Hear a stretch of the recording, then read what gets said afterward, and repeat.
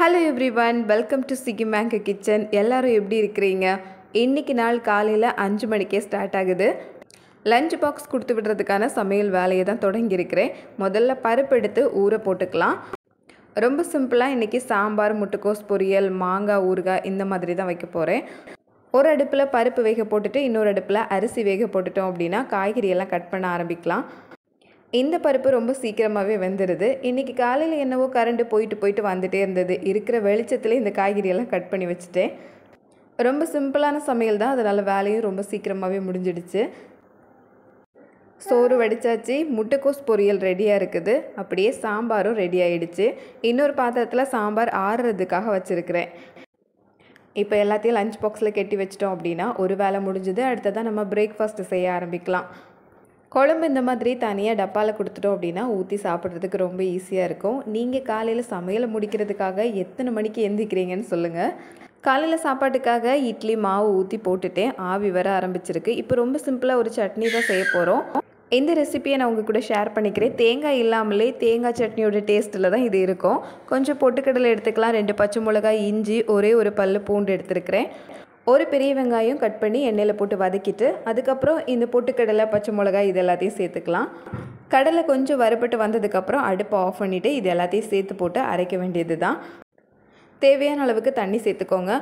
உடனே ஒரு சட்னி ரெடி பண்ணணும் அப்படின்னா இது ரொம்ப ஈஸியாக பண்ணிக்கலாம். தேங்காய் திருவணும் அப்படிங்கிற வேலை கூட கிடையாது. இதை அரைச்சி முடிச்சுட்டு எப்படி இருக்குதுன்னு காட்டுறேன். சாப்பிட்றவங்களுக்கு சொன்னால் தான் தெரியும் இது தேங்காய் சட்னி இல்லை அப்படின்னு. இப்போ அதே பாத்திரத்தில் எண்ணெய் ஊற்றி எண்ணெய் சூடானதும் கடுகு, உளுந்து பருப்பு போட்டுக்கலாம். அரைச்சி வச்சுருக்கிற இந்த சட்னியையும் அதில் ஊற்றிக்கலாம். இது இப்படி கொதிக்க வச்சு தான் சாப்பிடணும்னு இல்லை, அரைச்ச சட்னியை ராவாக தாளித்து சாப்பிட்டா கூட நல்லா டேஸ்ட்டாக தான் இருக்கும். நான் இதை கொஞ்சம் சூடாக சாப்பிட்றதுக்காக கொதிக்க வைக்கிறேன். கொதிக்க வைக்கும்போது சட்னி நல்லா திக்காகவும் வரும். நல்லா காரமாக வேணும்னா பச்சை மிளகாய் மட்டும் கொஞ்சம் அதிகமாக சேர்த்துக்கலாம். இதுக்கு பதிலாக காஞ்ச மிளகாவும் சேர்த்தா நல்லா டேஸ்ட்டாக தான் இருக்கும். இவ்வளோதான், ரொம்ப சிம்பிளான சட்னி முடிஞ்சுது. இட்லியும் வேக வச்சு எடுத்தாச்சு. இப்போ சட்னி ஊற்றி சாப்பிட ஆரம்பிக்கலாம். குக்கிங் வேலை முடிஞ்சதுனால ஒரு டீ போட்டுட்டு ரிலாக்ஸாக உட்காந்து குடிக்க ஆரம்பிச்சிருந்தேன். குட்டி பையன் எந்திரிக்கிற நேரமும் வந்துடுச்சு. தூங்கி எந்திரிச்சதும் வெளியே தூக்கிட்டு கொஞ்சம் வெயிலில் காட்டலாம் அப்படின்னு மொட்டை மாடிக்கு தூக்கிட்டு வந்திருக்கிறேன். இந்த மாதிரி வெயிலோடு சேர்ந்து மரம் செடியெல்லாம் பார்க்கும்போது கொஞ்சம் ஃப்ரெஷ்ஷாக இருக்கும். ஒரு 10 நிமிஷம் நடந்துட்டு அப்படியே கீழே இறங்கி போய் மற்ற வேலைகளை பார்க்க ஆரம்பித்தாச்சு.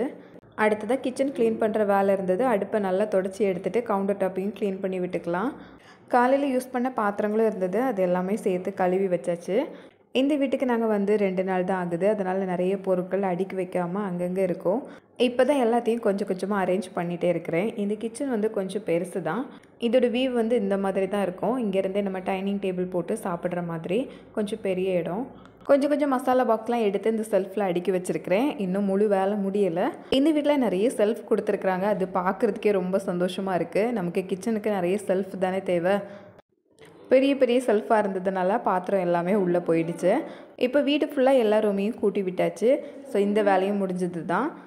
காலையில் இப்படி கொஞ்சம் வேலையை முடிச்சுட்டா நமக்கு நிறைய டைம் இருக்கிற மாதிரி இருக்கும். அடுத்ததாக குட்டி பையனுக்காக மதிய சாப்பாட்டுக்காக ராகி பால் தான் ரெடி பண்ண போகிறேன். இது முழு ராகி. இது வந்து ராகி பால், ராகி கஞ்சி, இல்லை ராகி கூழ் எப்படி வேணால் சொல்லிக்கலாம். இது குட்டி குழந்தைங்களுக்கு ரொம்ப சத்தானது. 6 மாதத்துக்கு அப்புறம் குழந்தைங்களுக்கு இது கொடுக்க ஸ்டார்ட் பண்ணிக்கலாம். ஒரு 4 ஸ்பூன் அளவுக்கு இதில் எடுத்துக்கலாம். 3-4 தடவை நல்லா கழுவிட்டு அதுக்கப்புறம் தண்ணி ஊற்றி ஊற வச்சிட வேண்டியது தான். காலையிலே ஊற வச்சுட்டு இது மதியான நேரத்தில் நல்லா மிக்சியில் போட்டு அரைச்சி பால் எடுத்து காய்ச்சி அது கூட பனங்கற்கண்டு சேர்த்து கொடுத்தோம் அப்படின்னா உடம்புக்கு ரொம்ப சத்துன்னு சொல்லுவாங்க. காலையில் 9 மணி வரைக்கும் என்னோடய வேலை இதுதான் உங்கள் கூட ஷேர் பண்ணிக்கிட்டேன். வீடியோ பிடிச்சிருந்தா லைக் பண்ணுங்கள், சேனலையும் சப்ஸ்கிரைப் பண்ணிக்கோங்க. இன்னொரு வீடியோவில் பார்க்கலாம்.